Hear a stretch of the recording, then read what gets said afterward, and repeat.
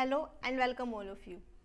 तो जैसा कि हमने लास्ट वीडियो में फ्रोजन शोल्डर के बारे में चर्चा की थी, आज हम फ्रोजन शोल्डर की एक्सरसाइजेज देखेंगे।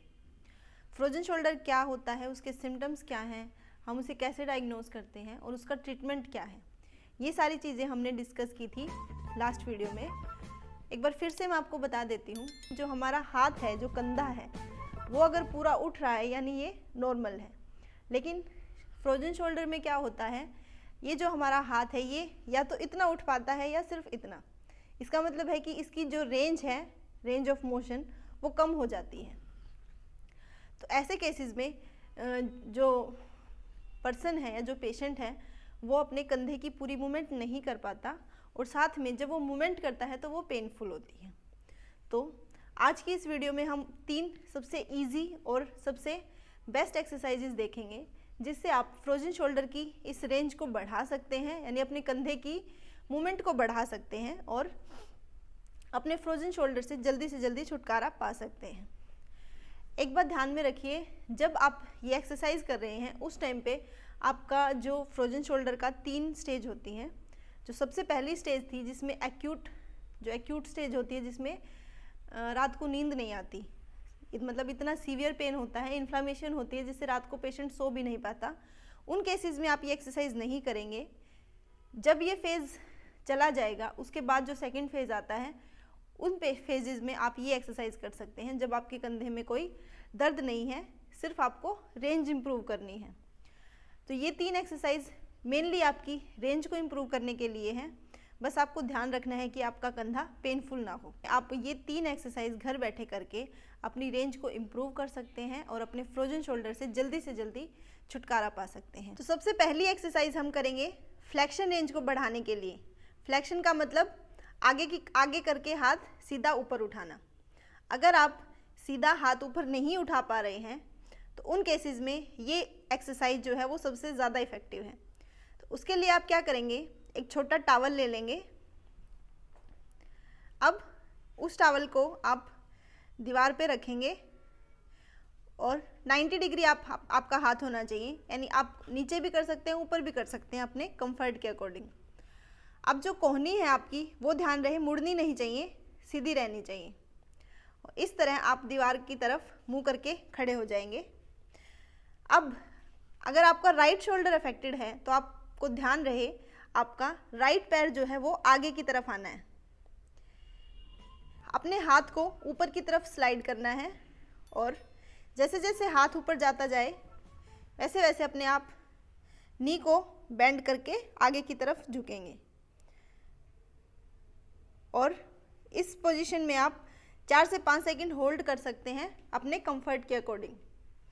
वापस लेके आएंगे, अगेन आप ऊपर लेके जाएंगे स्लाइड करते हुए स्लोली। जैसे ऊपर जाएं अपने पैर को बेंड कर लीजिए एंड वापस।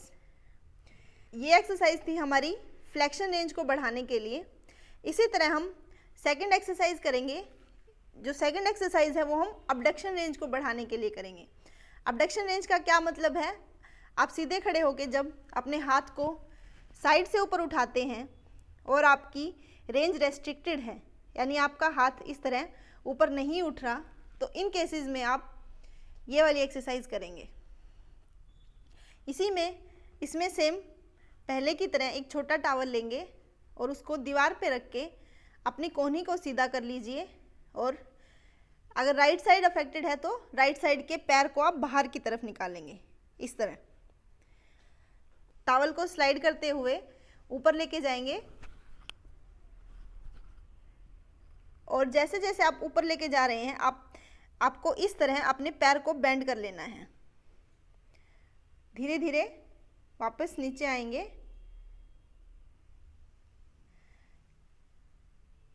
इसी तरह आप कंटिन्यू, आप इसको होल्ड भी कर सकते हैं for 5 to 7 seconds according to your comfort. उसके बाद वापस लेके आएंगे। इसी तरह आप ये एक्सरसाइज कंटिन्यू रिपीट करेंगे लगभग 15 से 20 बार। तो थर्ड एक्सरसाइज के लिए आपको इस तरह का कोई इलास्टिक बैंड या थेरा बैंड ले सकते हैं आप।